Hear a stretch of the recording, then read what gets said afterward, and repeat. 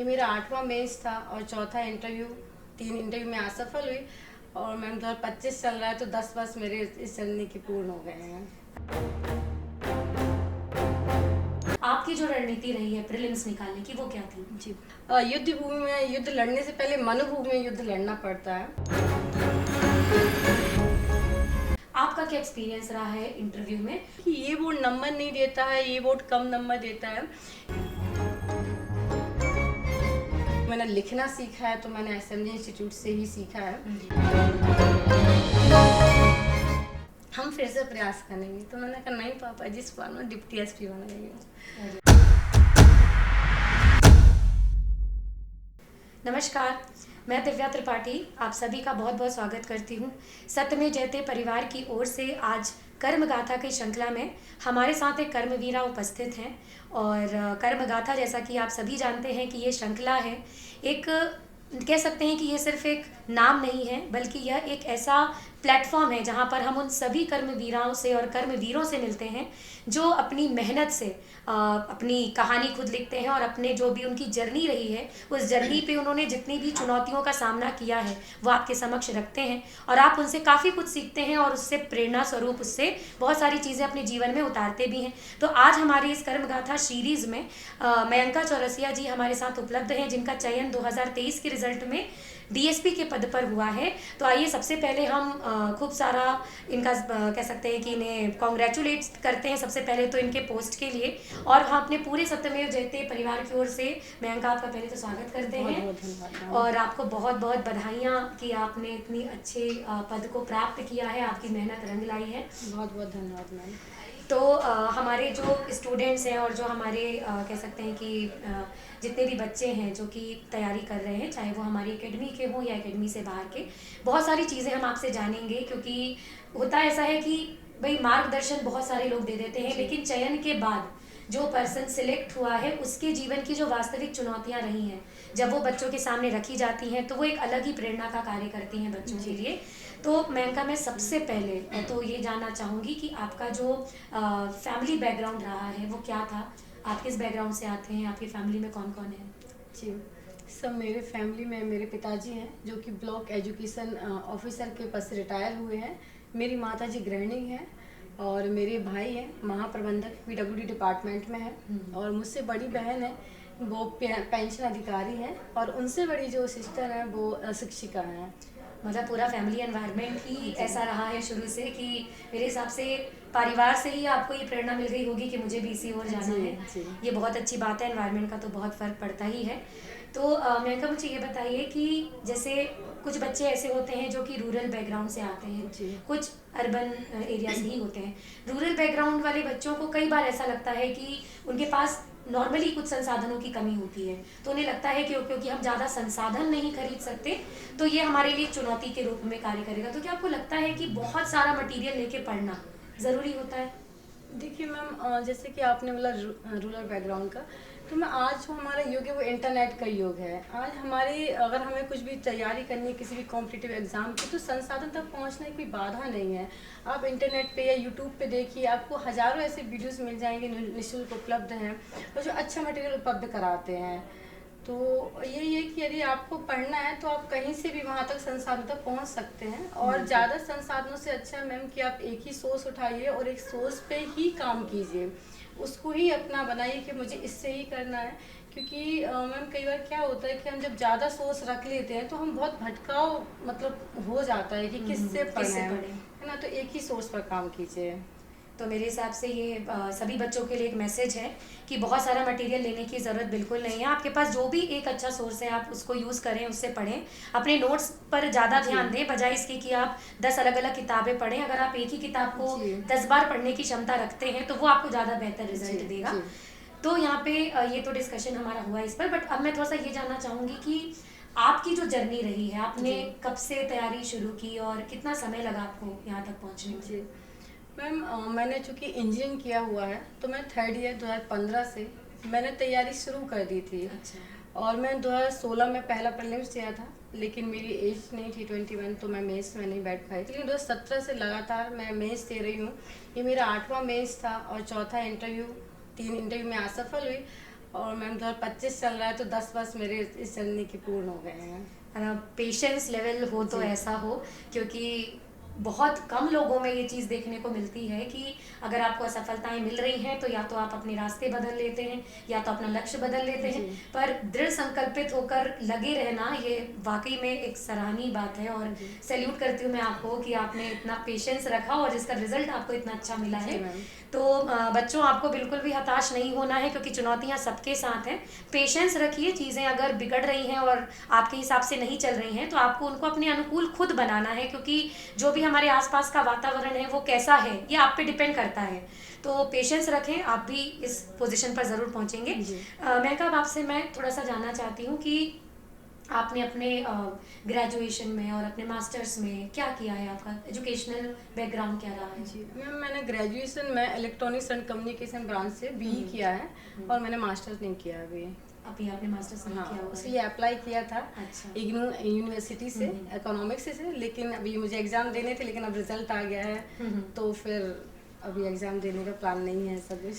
अच्छा, मुझे ये बताइए मेनका, मोस्टली ऐसा होता है कि जैसे जो बैक बेंचर्स होते हैं स्कूलों में, तो ऐसा बोलते हैं कि बैक बेंचर्स क्योंकि कमज़ोर होते हैं और बहुत क्या शैतान होते हैं, तो ऐसे भी बहुत सारे हमारे बच्चे होंगे जो कि स्कूल टाइम पे बैक बेंचर्स रहे होंगे। तो क्या आपको लगता है कि आप बैक बेंचर थे या फ्रंट बेंचर थे, इसका कोई इफेक्ट पड़ता है जब आप इस प्रिपरेशन में आते हैं? जहाँ तक मैम मेरा अनुभव रहा है कि इस प्रिपरेशन में कॉम्पिटिटिव एग्ज़ाम की तैयारी में इसका कोई फ़र्क नहीं पड़ता कि आप बैक बेंचर रहे हैं या फ्रंट बेंचर रहे हैं। यहाँ पे जो एक काम करती है वो आपकी रणनीति है कि आपने किस रणनीति से अपने इस एग्ज़ाम को मतलब फाइट करने का विचार किया, आपने क्या रणनीति बनाई है, किसको आपको पूरा करना है। तो इस चीज़ का तो मैम जहाँ तक मेरा भी अनुभव रहा है कि इसका कोई फ़र्क नहीं पड़ता है। मतलब आप अगर एक सही रणनीति पे काम कर रहे हैं तो अगर आप अपने कॉलेज या स्कूल में एक अच्छे छात्र नहीं भी थे, एवरेज थे, तो भी आप सिलेक्ट हो सकते हैं। तो वो सभी बच्चे, मैं आपको ये मैसेज दे दूं कि अगर ऐसा आपके साथ हुआ है कभी कि आप स्कूल टाइम पे बहुत ब्रिलियंट नहीं थे और मन में ये ख्याल आ रहा हो कि शायद आप इतना मुश्किल एग्जाम नहीं निकाल पाएंगे, तो ऐसा ना सोचें, आप बिल्कुल निकाल सकते हैं। एक सही रणनीति के साथ आज से और अभी से आप इसकी शुरुआत भी कर सकते हैं। तो ये हमने थोड़ा सा चीज़ें जान ली और आई थिंक बच्चों को इससे काफ़ी कुछ मैसेज मिला होगा। अब मैं आपसे जानना चाहती हूँ मेनका, थोड़ा सा प्रीलिम्स के बारे में। कहने को तो ये ऑब्जेक्टिव क्वेश्चन है जहाँ प्रश्न और उत्तर दोनों आपके सामने होते हैं, सिर्फ आपको निकालना है कि सही उत्तर क्या है। फिर भी हम मानते हैं कि तीनों फेज में से ये बहुत चैलेंजिंग है, क्योंकि पहला पढ़ाव है, प्रेशर बहुत ज़्यादा होता है। आपने कैसे ये हैंडल किया था ये प्रेशर, और आपकी जो रणनीति रही है प्रीलिम्स निकालने की वो क्या थी? जी मैम, मैंने प्रीलिम्स निकालने की जो मेरी पहली रणनीति रही है उस पर मैंने बहुत काम किया, जिससे मैं जो प्रीवियस ईयर के एग्ज़ाम हो चुके हैं मैंने उन पे बहुत मतलब काम किया। एक बोलते ना कि आपको युद्ध भूमि में युद्ध लड़ने से पहले मनोभूमि में युद्ध लड़ना पड़ता है। मैंने उसके लिए मैम सबसे ज़्यादा काम किया। तो पेपर्स मैं बहुत देखती थी, जैसे कि प्रीलिम्स आने वाला है तो अगर मैं प्रीलिम्स देती तो मेरी रणनीति होती कि मैं सबसे पहले विगत 6 से 7 वर्ष के पेपर लेती और मैं उनको बार बार देखती कि क्या आयोग का क्या होता है मैम कि हम कई बार सिलेबस उठाते हैं, हम पढ़ने लग जाते हैं, हमें ये पता ही नहीं चलता है कि हमें क्वेश्चंस की डिमांड क्या है, वो क्या पूछने वाला, कहाँ से क्वेश्चंस उठाएगा। लेकिन जब आप बार बार पेपर्स देख रहे होते हैं तो आपको माइंड में एक मैप बन जाता है कि हम कुछ पढ़ रहे हैं तो हमें लगता है कि ये क्वेश्चन आ चुका है, मतलब अगली बार ये क्वेश्चन दे सकते, संभावना हो सकती है। तो सबसे पहले मैम मेरा स्टेप यही रहा किसी भी प्रीलिम्स में कि मैंने हमेशा पेपर्स बहुत देखे हैं। दूसरा, सिलेबस के अकॉर्डिंग पढ़िए, क्योंकि एमपीपीएससी की बहुत अच्छी बात ये है कि मैम सिलेबस से बाहर कुछ भी नहीं आता है, एक एक चीज़ सिलेबस से ही आती है। तो सिलेबस को बहुत अच्छे से देखिए, बहुत बारीकी से देखिए। ऐसा नहीं कि बस हम गए मार्केट और किताब लेके आए विदाउट सिलेबस के लिए। तो सिलेबस के अकॉर्डिंग ही आप बुक्स का चयन कीजिए कि कौन सी बुक है जो सिलेबस को वो कर रही है, मतलब सिलेबस को अकॉर्डिंग कंप्लीट कर रही है। और तीसरा स्टेप है कि आप जितने ज़्यादा एमसीक्यूज लगा सकते हैं, जितने ज़्यादा, जैसे टेस्ट सीरीज ज्वाइन कर लीजिए। जैसे सर के यहाँ पे एसएमजी में मैंने बहुत टेस्ट सीरीज दी है, प्रीलिम्स की, मेंस की। अगर मैं बोलना चाहूँ कि मैंने लिखना सीखा है तो मैंने एसएमजी इंस्टीट्यूट से ही सीखा है। तो आप टेस्ट सीरीज ज़रूर ज्वाइन कीजिए, आप पहली बार दे रहे हैं या चौथी बार दे रहे हैं, इसका कोई फ़र्क नहीं पड़ता प्रीलिम्स में। तो टेस्ट सीरीज पे बहुत काम कीजिए। और चौथा, प्रेशर हैंडल करने के लिए मैम ये होता है कि आप ये सोच के मत जाइए कि मुझे इतने सही करना है। कई बार क्या होता है कि मैम एक मार्केट में अफवाह आती पोस्ट के अकॉर्डिंग कि इस बार पोस्ट 200 आई है। हाँ। तो एक जो उसका माइंडसेट बन जाता माइंडसेट है कि मुझे 80 प्लस लाना पड़ेगा इसको, तभी हो पाएगा, है ना। तो कट ऑफ अपने माइंड में डिसाइड मत कीजिए, बहुत खुले माइंड से जाइए। आप अपने आप में ये सोचिए कि मैं अपना 100% दे चुका हूँ, हो या नहीं हो, मुझे अपना बेस्ट दे के आना है। तो इस माइंडसेट से आप जब जाते हैं मैम, तो मुझे लगता है कि आपको प्रेशर भी नहीं आता है और बहुत अच्छा परफॉर्मेंस आप कर पाते हैं। बहुत बढ़िया स्ट्रैटेजी थी है। और सबसे अच्छी बात मुझे आपकी ये लगी कि अपने माइंड पर कोई कट ऑफ ना बनाए, और ये मैक्सिमम बच्चे करते हैं और हमने भी किया है, और शायद आपने भी कभी ऐसा मन में आया हो कि कभी मन में तो ये सभी बच्चे करते हैं कि पोस्ट के हिसाब से अपने दिमाग में एक पहले से ही फ्रेम कर लेना कि यार इतना नंबर लाना है, तो एकदम रिलैक्स होके जाओ। आप इतना पढ़ रहे हो, सब वहीं से आना है, रिलैक्स रहोगे तो गलतियां नहीं करोगे। कई बार बनती हुई चीज़ें जब नहीं बनती हैं और हम गलत करके आ जाते हैं, बहुत फील होता है कि तो पढ़ा था फिर भी गलत हो गया। तो मेरे हिसाब से आप जितना रिलैक्स होके जाएंगे उतना बढ़िया आपका पेपर जाएगा। और जैसा कि आपने बोला प्रीवियस ईयर के क्वेश्चन आप देखते थे, तो बच्चों को मैंने देखा है कि वो सिलेबस लेके तो बैठे होते हैं, पर प्रीवियस ईयर के क्वेश्चन बहुत कम लोग एनालाइज करते हैं, जो कि बहुत इम्पोर्टेंट है, बहुत इम्पोर्टेंट फैक्टर है वो हमारे तैयारी के लिए प्रीलिम्स के। बिल्कुल। तो बच्चे आप देख सकते हैं कि जो सिलेक्टेड कैंडिडेट्स हैं जो हमारे साथ हैं, वो अपना मतलब एकदम रियल एक्सपीरियंस आपसे शेयर कर रहे हैं कि कितना ज़रूरी होता है प्रीवियस ईयर के क्वेश्चन को देखना। तो जो टीचर्स आपको बोल रहे हैं बार बार कि आप देखें, तो आप इसको बिल्कुल भी इग्नोर ना करें, क्योंकि इससे आप काफ़ी हद तक कि अगला प्रश्न क्या बनेगा या प्रश्न पत्र बनाने वाले के एक तरीके से माइंड को आप समझ जाते हैं जब आप बार बार देखते हैं। तो अपने प्रिपरेशन में इसको भी थोड़ा सा जगह दें कि आपको प्रीवियस ईयर के पेपर देखना है। तो ये हमने प्री की स्ट्रैटेजी समझी। बच्चों का एक ये बड़ा कंफ्यूजन रहता है मेरा नोट्स को लेकर के, खास तौर पे क्योंकि अभी हम प्री की ही बात कर रहे हैं। तो प्री के नोट्स आपने बनाए थे, या क्या बच्चों को प्री के नोट्स बनाने चाहिए? मैम देखिए, मैंने तो कभी प्रीलिम्स के नोट्स नहीं बनाए, क्योंकि मुझे तो ऐसा लगता है कि मैम प्रीलिम्स एक समुद्र है, आप उसमें जितना जाते जाएंगे आपको उतना ही और फैक्ट मिलते जाएंगे। क्योंकि आप क्या होता है मैम, प्रीलिम्स में आप जब कई बार नोट्स बना लेते तो आप जैसे मैंने एमपी के बनाए तो मैं उन फैक्ट तक बन जाती हूँ, लेकिन जब मेरे पे नोट्स नहीं है तो मैं कहीं ना कहीं दो चार बुक से पढ़ूंगी तो कहीं ना कहीं मुझे हर बार क्या हो रहे हैं, नए फैक्ट्स मिल जा रहे हैं। तो प्रीलिम्स में ये गलती मत कीजिए, प्रीलिम्स में अपने आप को बांधिए मत। प्रीलिम्स में आप जितना जहाँ से पढ़ सकते हैं, आपको लग रहा है कि ये इम्पोर्टेंट फैक्ट है तो उसको जरूर उस बुकलेट को कैरी कीजिए और जरूर उसको पढ़िए। और शॉर्ट नोट की मुझे नहीं लगता मैम कि प्रीलिम्स में ऐसी कोई आवश्यकता पड़ती है। आप इसमें अपने आप को जितना जहाँ से ज्ञान ले सकते हैं, मैं वही बार बार रिपीट कर रही हूँ कि उस पर काम कीजिए। ये भी एक बहुत अच्छी स्ट्रैटेजी है कि प्री को लेकर के नोट्स बनाने पे जो बच्चे काफ़ी कंफ्यूज रहते हैं, प्री में ज़्यादा बिल्कुल ये मुझे अच्छा लगा ये कि जितना आप लिख के नोट्स बनाओगे तो आप बंध जाओगे, आपको लगेगा ये कंप्लीट हो गया। पर प्रीलिम्स कभी कंप्लीट नहीं हो सकता, और कितना भी पढ़ लो आप 100 में 100 तो कभी नहीं बनने वाले किसी से, चीज़ें छूटती हैं। लेकिन जब आप अपने आप को बिल्कुल ओपन रखते हैं कि हमें यार ये हमने पढ़ा है तो इससे रिलेटेड जितनी मैक्सिमम इन्फॉर्मेशन हमें मिल सके, जो कि टेस्ट सीरीज से मिल जाती हैं, जो कि चीज़ों को सर्च करते करते कई बार मिल जाती हैं। जैसे कि मैम अब एमपी का है, एमपी जी के, तो आप इसका क्या नोट्स बनाओगे? बिल्कुल, आपकी कोई भी बुकलेट ले लीजिए, किसी भी इंस्टीट्यूट की ले लीजिए, कोई भी पब्लिकेशन ले लीजिए, तो आप उसको वही अगर आपको किताब में कॉपी में छापना है तो क्या मतलब वो नोट्स का? आप कोई फैक्ट छोड़ नहीं सकते, क्योंकि हमें पता ही नहीं हो सकता कि हमने जो फैक्ट छोड़ा है वही आयोग ने दे दिया है ना। तो प्रीलिम्स के शॉर्ट नोट बनाने के लिए तो मैं मतलब जरूरी टाइम वेस्टिंग भी कह सकते हैं कि टाइम वेस्टिंग है। बुक ले लो और उस बुक में अगर कुछ नया मिल रहा है तो आई थिंक वहीं पे ऐड कर लो अगर कुछ नया मिलता है, और बुक को ही अपने नोट्स बना लो और यहाँ टाइम सेव करो ताकि मेंस में आंसर राइटिंग वगैरह किसी भी और यूनिट में आपको लग रहा है कि मेरी यूनिट कमजोर है तो उस पे ज्यादा आप एफर्ट लगा लीजिए, लगा सकते हैं। बिल्कुल, तो ये भी अच्छी स्ट्रैटेजी रही है कि प्री में देखो बच्चों कितना अच्छा मैसेज आपको मिल रहा है, नोट्स बनाने का टेंशन ही नहीं है। तो आप अपनी अगर बहुत ज़्यादा आपकी ऐसी हैबिट नहीं है कि कुछ बच्चों को लिख लिख के ही याद होता है, अब अगर वैसी वाली हैबिट नहीं है तो आप अपने बुक्स में ही अपनी जो भी एक्स्ट्रा चीज़ें हैं वो ऐड ऑन करें और उसी को आप अपना नोट्स जो है वो बनाएं और उसी को फॉलो करें।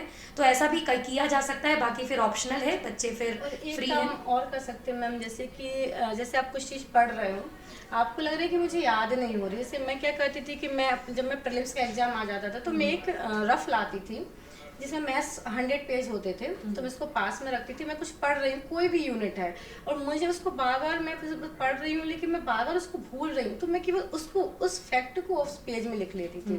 और जब एंड टाइम पे एग्जाम के 10 दिन रह गए तो मेरी वो कॉपी भर जाती थी, तो फिर उसका मैं रिविजन करती थी। तो उसमें क्या कि जो फैक्ट मेरे बार बार मुझे रिकॉल नहीं हो पा रहे थे, तो मुझे वो रिकॉल हो जाते थे और वो रिविजन टाइप से हो जाता था। तो आप ये एक ऑप्शन भी रख सकते हैं। ऐसा भी किया जा सकता है, बिल्कुल, क्योंकि सारी चीजों को लिखने का मतलब नहीं जी है। मैम। अब आपको मालूम है कि भाई सबसे लंबी नदी कौन सी है मध्य प्रदेश की, तो उसको क्यों लिखना जी है? मैम। तो आप वो पॉइंट लिखें, वो फैक्ट्स और फिगर्स लिखें जो आपको भूलते हो, तो इससे आप अपना समय भी बचा सकते हैं और समय का यूज आप कहीं और इफेक्टिव काम करने में लगा सकते हैं। तो ये हमने प्री की स्ट्रैटेजी समझ ली है कि आपको क्या करना है, आपको एक रणनीति मिल गई होगी। अब हम आपसे जानना चाहेंगे मेनका कि मेंस का जो आपका अप्रोच रहा है, आपने किस तरीके से मेंस के सिलेबस को, क्योंकि काफ़ी वास्ट सिलेबस है, उसको पहली बात तो पढ़ना समझना ही अपने आप में एक बहुत बड़ी बात है। जो न्यू कमर्स हैं, जो पहली बार एग्जाम देने जा रहे हैं इसका, कई बार वो सिलेबस देख के ही घबरा जाते हैं कि चलो प्री तो ठीक है, मेंस इतना ब्रॉड है कि नहीं हो पाएगा। तो आपकी क्या रणनीति रही है मेंस को लेकर?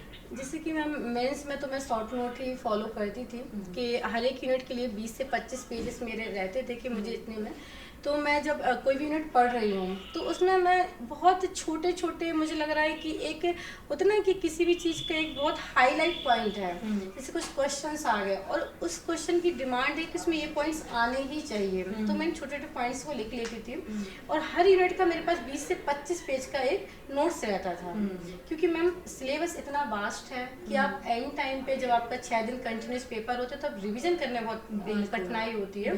तो सबकी एक जिस्ट बना लीजिए 20-20, 25-25 पेज का, क्योंकि इसमें क्या होता है मैम कि आप बहुत बार रिवीजन भी कर पाते हैं, जैसे आप 5 से 6 बार रिवीजन हो जाता है, और आप जब एग्जाम देने जाते हैं तब भी आपका रिवीजन कर लेते हैं, तो इसमें क्या माइंड में सेटिस्फेक्शन भी आता है कि हमने रिवीजन कर लिया है। तो शॉर्ट नोट मेंस के लिए आप जरूर बनाइए और पॉइंट्स याद भी हो जाते हैं। पॉइंट्स बार बार आप जब बार बार उसको पलटाते हैं तो आपको वो कई बार मतलब कई बार के मैम अधिकांश तक वो आपको दिमाग में छप जाते हैं। जब आप लिखते हैं ना मेंस में आंसर राइटिंग, तो आपको पता होता है कि पॉइंट आपकी पेज में कैसे लिखा हुआ है।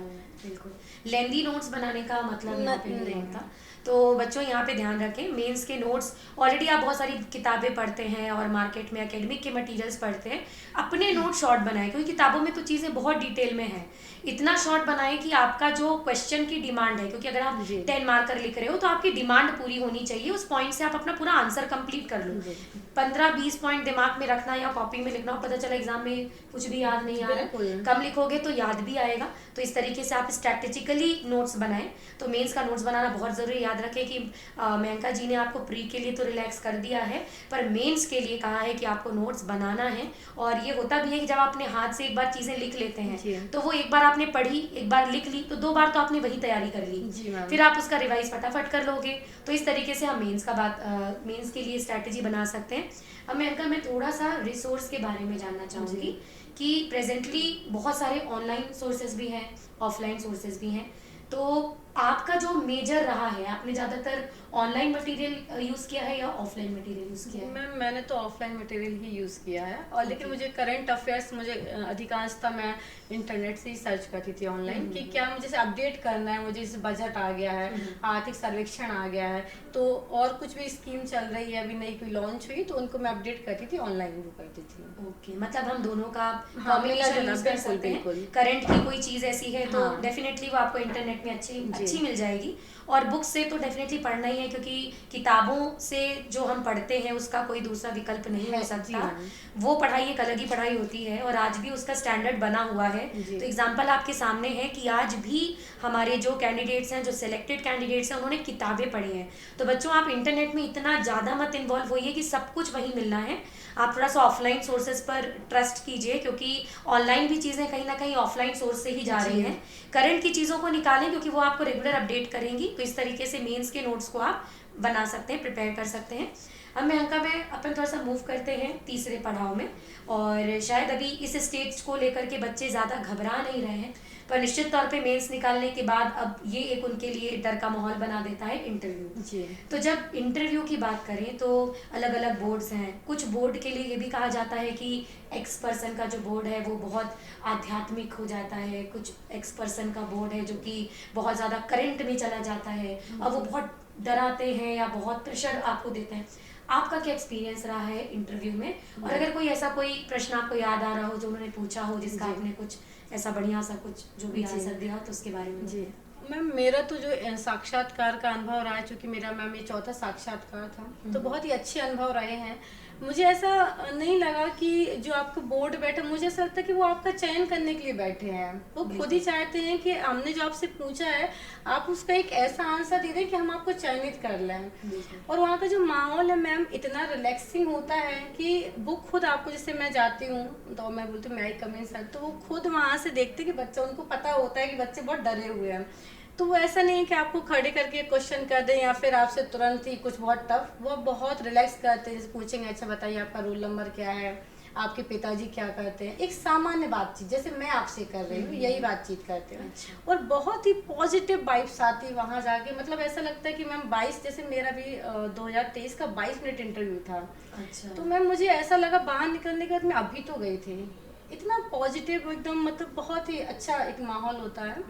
और मैम मुझे ऐसा लगता है कि मैं बच्चों को एक बोलना भी चाहूँगी कि अपने मन में किसी भी बोर्ड को लेके ये भ्रांति मत बैठाइए कि ये बोर्ड नंबर नहीं देता है, ये बोर्ड कम नंबर देता है।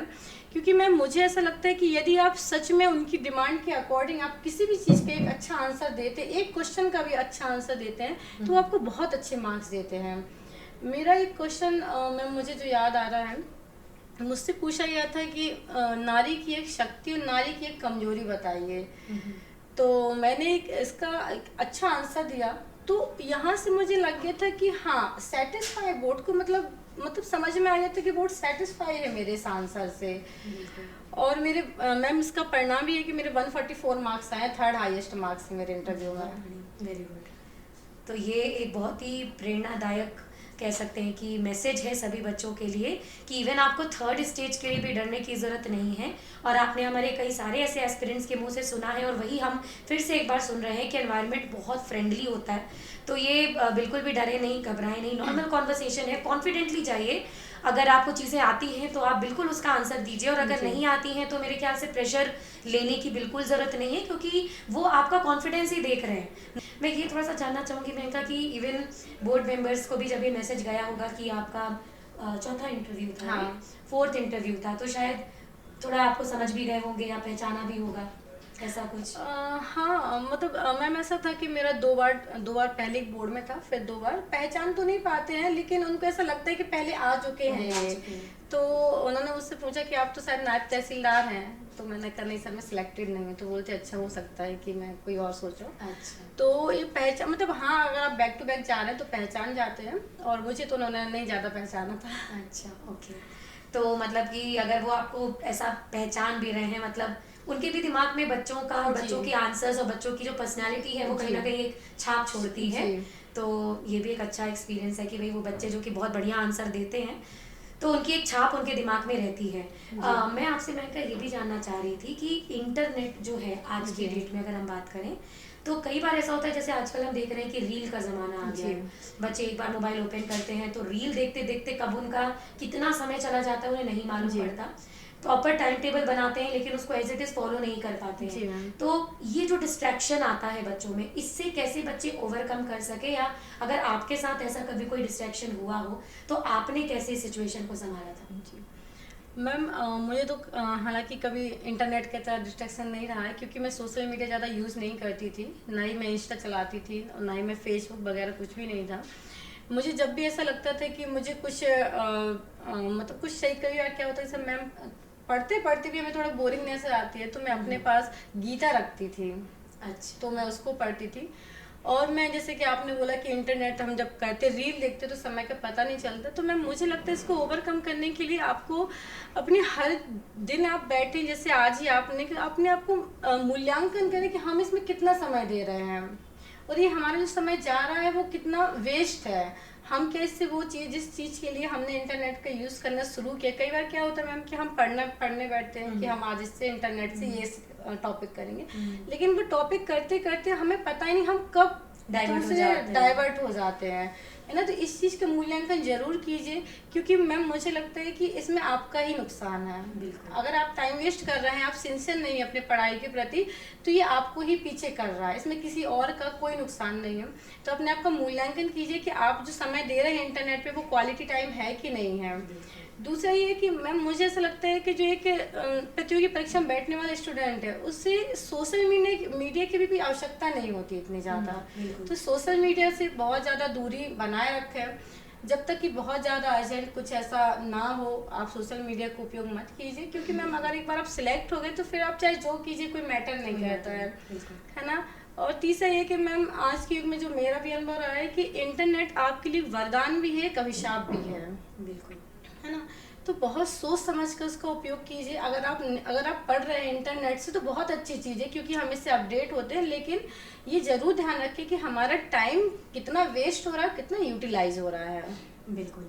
तो ये कह सकते हैं कि अगर आप ये जानते हुए भी कि आप रील में इंडल्ज होकर के अपना समय वेस्ट कर रहे हैं, तो ये अपने पैरों में कुल्हाड़ी मारने जैसा ही है।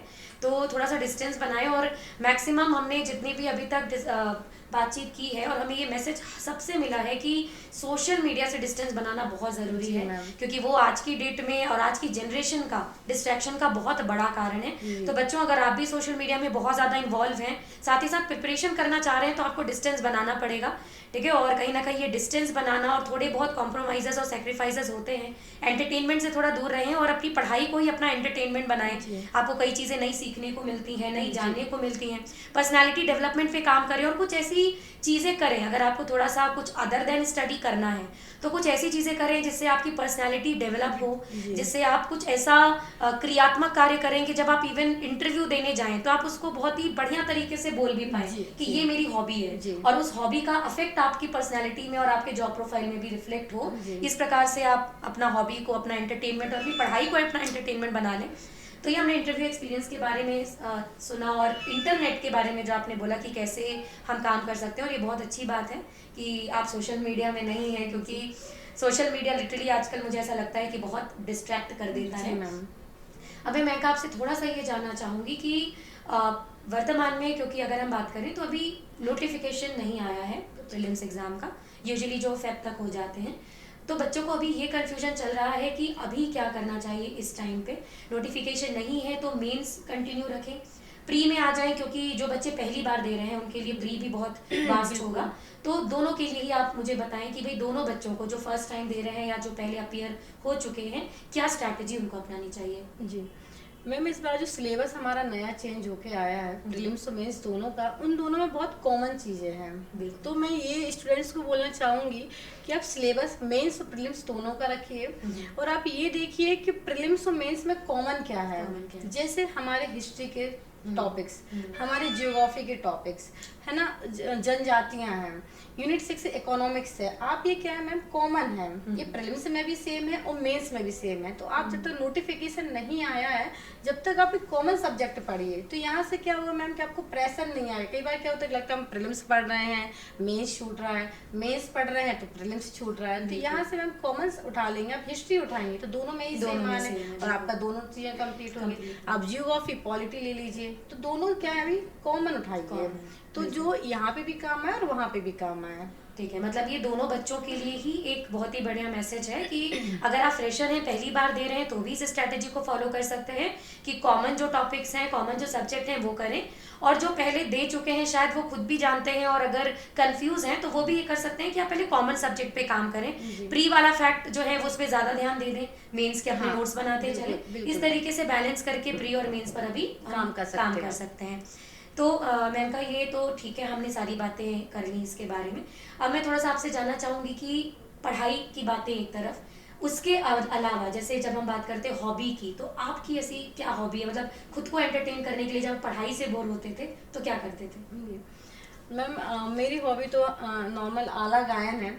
अच्छा। मेरी वहाँ पे इंटरव्यू डेफ में भी वही थी, और नॉर्मली मेरी आला गायन है। जब भी मुझे ऐसा लगता था कि मैं बोर हो रही हूँ, मुझसे अब नहीं पढ़ा जाएगा, तो मैं आला गायन का मतलब हेडफोन लगा के आला गायन सुनती थी, क्योंकि मेरी हॉबी थी, तो मैं उसको ही प्रयास करती थी कि मैं इसको और अच्छा कर लूँ। और इसके अलावा मैम मेरी एक आदत रही है गीता पढ़ने की। जैसा आपने बताया कि हाँ आप साथ में रखते थे हाँ, और हमेशा। जैसे रिजल्ट आए इत्तेफाक से मैम मैं गीता ही पढ़ रही थी लाइब्रेरी में बैठ के। उसी का तो असर। हाँ, तो मैम मैं गीता जैसे बहुत कम से कई बार क्या होता है मैम कि मैं बहुत लंबे समय से तैयारी कर रही थी, कई बार सेल्फ डाउट भी आते हैं और फिर लगता है कि पता नहीं हो पाएगा नहीं, तो मैं गीता और रामायण भी मैं भगवान मतलब जाती हूँ मंदिर, तो मैंने उसको भी मतलब बहुत पढ़ा है फ्री ऑफ टाइम में, मेरे पास जब भी रहा है। नॉवेल्स भी मैंने मतलब फ्री ऑफ टाइम में बहुत पढ़े हैं ये। ओके, मतलब कि ये आपका रहा है अदर देन स्टडी, आप ऐसे खुद हाँ को मोटिवेटेड रखते हाँ, थे। क्योंकि मैम मुझे म्यूजिक का ज़्यादा शौक नहीं है, सोशल मीडिया मेरे पास था नहीं हाँ, ऑप्शन, तो बिल्कुल। मैं इसको ही फॉलो करती थी ज़्यादा। बहुत अच्छी बात है। तो जैसे गीता पढ़ते थे और रेगुलर पढ़ते थे, जी। तो उसमें कोई ऐसी चीज जो आपने कभी पढ़ने के अलावा इम्प्लीमेंट की हो या जिसने बहुत बड़ा असर डाला हो आपकी प्रिपरेशन में? मैम गीता का तो जो सबसे बड़ा सार मुझे यही लगा, निष्काम कर्म। आप कर्म कीजिए। कई बार क्या होता है कि हम ये सोचते हैं पढ़ते पढ़ते कि होगा कि नहीं होगा, पता नहीं, नहीं होगा तो फिर क्या करेंगे, हम बहुत ज़्यादा ओवर थिंक कर जाते हैं, बिल्कुल। है ना। और जब आप कुछ ऐसी मोटिवेशनल बुक्स पढ़ते हैं, जैसे हमारी गीता एक तो हिंदू धर्म की बहुत एक जीवन जिसे मैं बोलती हूँ कि जीवन दर्शन है, तो उसमें स्पष्ट कहीं मतलब हर जगह स्पष्ट है कि आप कर्म कीजिए। आप उसमें अपना मत करिए कि आप कर्म नहीं कर रहे हैं, आप केवल ओवर थिंक कर रहे हैं। जितना आपका कर्म है, आपके से प्रीलिम्स है तो आपका कर्म है कि पूरा समय से सिलेबस कंप्लीट करना, एमसीक्यूज लगाना, और भी जो भी आपको लगता है कि इसको एफर्ट में लगा सकता हूँ तो ये करिए। ये मत सोचिए कि मुझे प्रीलिम्स में 80 नंबर लाना है, 82 नंबर लाना है, प्रीलिम्स नहीं निकलेगा तो फिर मैं क्या करूँगा, ये मत करिए। तो निष्काम कर्म मैम ये मेरे जीवन का एक बहुत बड़ा मेरे लिए प्रेरणा स्रोत है। मैंने इसको बहुत फॉलो किया और कहीं ना कहीं इसकी वजह से मैम आज 10 वर्ष तक मैं इस जर्नी में लगी रही, धैर्य रख पाई मैं। बिल्कुल। तो पेशेंस लेवल तो इतना आसानी से नहीं आता है, ये तो वाकई एक बहुत ही नोन फैक्ट है कि इतना लंबा समय देना और एक ही लक्ष्य पर डटे रहना, अड़े रहना, ये सिर्फ हम थ्योरीज में और पोएम्स में सुन लेते हैं, पर इसके प्रैक्टिकल एग्जाम्पल बहुत कम देखने को मिलते हैं। तो ऐसी जो आध्यात्मिक किताबें हैं, इनको पढ़कर भी बहुत कुछ सीखा जा सकता है, उस पर अमल किया जा सकता है, और शायद और भी बहुत सारी चीजें इनमें होती हैं जो आगे भी इवन आफ्टर सिलेक्शन भी आपको एक कैसे ईमानदारी के साथ काम करना है, कैसे आपको लोगों को डील करना है, ये सारी चीजें आप सीखते हैं। तो इसका बहुत लॉन्ग लास्टिंग इफेक्ट भी आई थिंक आप फील कर ही रहे होंगे गीता पढ़ने का। तो मैं सभी बच्चों को यहाँ से एक यही मैसेज देना चाहूंगी कि इवन आप जो भी हॉबी डिसाइड करते हैं, अगर आप पढ़ के बोर हो रहे हैं तो यूजुअली आप ऐसे फ्रेंड ग्रुप में चले जाते हैं जहाँ पे लोग मोटिवेटेड नहीं है, जो आपको डीमोटिवेट कर रहे हैं, या वहां पर जाके आपने कुछ नया नहीं सीखा, वहां पे जाकर के आप थोड़े से हताश हो गए या किसी को देख के दुखी हो गए।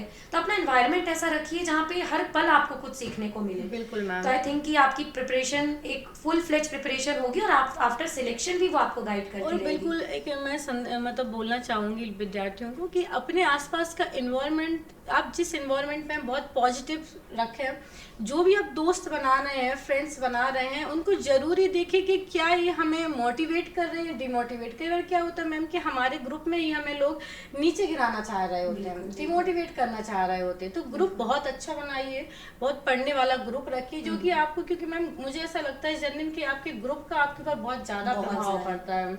आपका कई बार ऐसा होता है कि अच्छा ग्रुप है तो आपका टाइम यूटिलाइज भी होता है। अभी 12th फेल मूवी पर भी बहुत डायरेक्ट अप्लाई भी होता है जी मैम, कि कैसा आपको सर्कल रखना है। बिल्कुल मैम, ग्रुप का और फ्रेंड सर्कल का आपका बहुत ज़्यादा इफेक्ट पड़ता है मैम इस जर्नी में, तो उसको ज़रूर बहुत अच्छा रखिए। क्योंकि मैम एक वही ग्रुप होता है जिसके साथ हम 24 घंटे में उठते बैठते हैं, तो उनकी ग्रुप मेट्स की हमारे क्या मानसिकता है, वो तैयारी के दौरान कैसे इस तैयारी को ले रहे हैं, कैसी रणनीति, इस चीज़ का बहुत इफेक्ट पड़ता है। अच्छा मेनका, ये बताइए जिस दिन रिजल्ट आया तो आपने रिजल्ट देखा होगा, तो फैमिली की क्या क्या रिएक्शन था, क्या प्रतिक्रिया थी? जी, क्योंकि मैम रिजल्ट मैं लाइब्रेरी में पढ़ रही थी और 7:05 पे एक PDF आई, तो मैंने देखना शुरू किया। पहले ऊपर देखा, डेप्यूटी कलेक्टर मेरा नहीं था, लेकिन अंदर से था कहीं ना कहीं नाम तो होना चाहिए। तो मैंने देखा डेप्यूटी SP पे। क्योंकि मैम मेरा एक लंबा संघर्ष रहा है, 10 वर्ष से मैंने इस पल की बहुत प्रतीक्षा की है, तो मैं बहुत ज़्यादा भावुक थी और मैं 15 से 20 मिनट पहले बहुत ज़्यादा रोई, क्योंकि वो पल बहुत मुश्किल से मिला था। तो फिर मैंने इसका मेरे पिताजी को सबसे पहले कॉल किया और मैं उनसे कुछ बोल पाती इसके पहले मैं बहुत रोने लगी, क्योंकि मेरे पिताजी का इस चल में बहुत बड़ा सपोर्ट रहा है और मैं बहुत रोई। तो मेरे पिताजी को शायद लगा कि मेरा फाइनल सिलेक्शन इस बार फिर से नहीं हुआ है। अच्छा। तो खुशी के आंसू थे वो। हाँ, खुशी की। तो उनको ये लगा कि शायद मैं फिर से इस बार फेल हो गई हूँ। तो उन्होंने मुझे बोला कि बेटा कोई बात नहीं, वही 25 का बेंच है, हम फिर से प्रयास करेंगे। तो मैंने कहा नहीं पापा जी, इस बार मैं डिप्टी एसपी बन गई हूँ। अरे वाह। और उनके भी आंसू गिरने लगे। फिर मैंने मेरी माता ये जी जो से मतलब पल होता है, ये तो वही फील कर सकता है जिसके साथ ऐसा हुआ हो। बहुत ही एकदम मैजिकल मोमेंट रहा होगा ये। फिर उसके बाद अपने पापा को बताया, फिर बाकी आगे से उसके बाद मैंने मेरी मम्मी को कॉल किया, मेरे भाई को, और सब लोग बहुत ज़्यादा भावुक थे। क्योंकि ना केवल मेरी फैमिली के लिए, ना और मतलब ना केवल मैम मेरे लिए, मेरी पूरी फैमिली के लिए बहुत बहुप्रतीक्षित क्षण था। उन लोगों ने मुझे पल पल पे सहयोग दिया और वो बहुत इंतजार कर रहे थे इस पल का। और फाइनली मैंने कहा देखो हम जीत गए, हम सफल हो गए। क्योंकि फैमिली के सपोर्ट के बिना तो कुछ भी पॉसिबल नहीं है मैम। चलिए, तो मैं अब हम अपनी समाप्ति की ओर है डिस्कशन की। लगभग हमने सारी स्ट्रेटेजी पर बात कर ली और बच्चों को काफ़ी सारी बातें बता दी हैं कि आपको प्री से लेकर के इंटरव्यू तक अपना माइंडसेट, आपको अपना नोट्स प्रिपरेशन, सारी चीज़ें कैसी रखनी है। तो होप कि सभी बच्चों को एक अच्छा कह सकते हैं सूचना मिली होगी इस डिस्कशन को सुनने के बाद में। मैं लास्ट में जाते जाते चाहती हूँ कि कोई आखिरी मैसेज आप हमारे बच्चों को देना चाहती हूँ। जी, देखिए मैं सबको जो मुझे देख रहे हैं, सुन रहे हैं, उनको यही बोलना चाहूँगी कि ये जर्नी हो सकता है किसी के लिए 1 वर्ष की हो, लेकिन कभी कभी जर्नी जब हमारी बहुत लंबी हो जाती है तो हमें कई बार सेल्फ डाउट भी आते हैं। हमें ऐसा लगता है बीच में कि हमें यहीं पे छोड़ देना चाहिए, हमसे नहीं हो पाएगा। तो जब भी ये विचार आए ना कि हमें छोड़ देना चाहिए, तो आप यकीन मानिए यहीं से शुरुआत होती है हमारे सफलता की। आप लगे रहिए, स्वयं पर विश्वास रखिए, निरंतरता, अनुशासन जरूर बनाए रखिए, क्योंकि MPPSC निकालने के ये 2 मोस्ट पिलर हैं। और तीसरा सबसे बड़ी बात, क्या अगर आप बहुत बार बार असफल हो रहे हैं और आपको लग रहा है कि मैं तो असफल हो रहा हूँ, तो आप उस असफलता से सीखिए। आप देखिए कि आपने कहाँ पे गलती की है, क्योंकि असफलता ही एक सीढ़ी है जो हमें सफलता तक ले जाती है। जैसे कि कुछ 4 पंक्तियाँ भी हैं जो बहुत अच्छी, मैंने इस जर्नी में बहुत ज़्यादा सुनी है कि असफलता एक चुनौती है, इसे स्वीकार करो, क्या कमी रह गई देखो और सुधार करो। जब तक सफल ना हो तुम, नींद चैन सब त्यागो तुम, संघर्ष का मैदान छोड़कर ऐसे ही मत भागो तुम। कुछ किए बिना ही जय जयकार नहीं होती, कोशिश करने वालों की कभी हार नहीं होती। बहुत ही बढ़िया। तो बच्चों, आप सभी को ये मैसेज मिल गया है कि कोशिश करने वालों की हार नहीं होती। तो कोशिश करते रहें, बिल्कुल भी रुके ना, पेशेंस रखें, अपनी मेहनत पर भरोसा करें। अगर पूरी ईमानदारी से आपने मेहनत की है, आपने कोई बेईमानी नहीं की है, बहुत ही कंसिस्टेंसी रखी है अपनी प्रिपरेशन में, तो आज नहीं तो कल आपको सफलता ज़रूर मिलेगी। तो एक बार फिर से मेनका, आपका बहुत बहुत धन्यवाद। आज इस सेशन में आने का बहुत ही अच्छा लगा आपसे बात करके, और आपकी सभी चीज़ों को जानकर बहुत ही कॉन्फिडेंट फील हुआ। वो बच्चों को भी कॉन्फिडेंस रिफ्लेक्ट होगा। तो मैं एक बार फिर से अपने सभी दर्शकों का, जो भी हमें सुन रहे हैं, सबका बहुत बहुत धन्यवाद देती हूँ आज की इस कर्मगाथा श्रृंखला को सुनने के लिए। सत्यमेव जयते परिवार की ओर से मैं दिव्या त्रिपाठी एक बार फिर से सबका धन्यवाद देती हूँ। Thank you so much. जय हिंद।